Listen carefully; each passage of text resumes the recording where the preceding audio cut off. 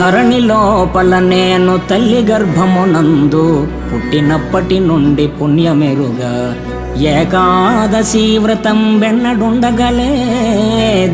తీర్థయాత్రలకైన తిరుగలేదు, పారమార్థికమైన పనులు చేయగలేదు, భిక్ష మొక్కనికైనా పెట్టలేదు, జ్ఞానవంతులకైన పూని మ్రొక్కగలేదు, ఇతర దానములైన ఇయ్యలేదు.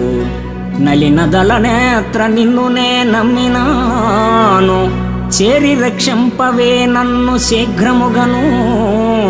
భూషణ వికాస శ్రీధర్మపుర నివాస, దుష్ట సంహార నరసింహ దురిత దూర.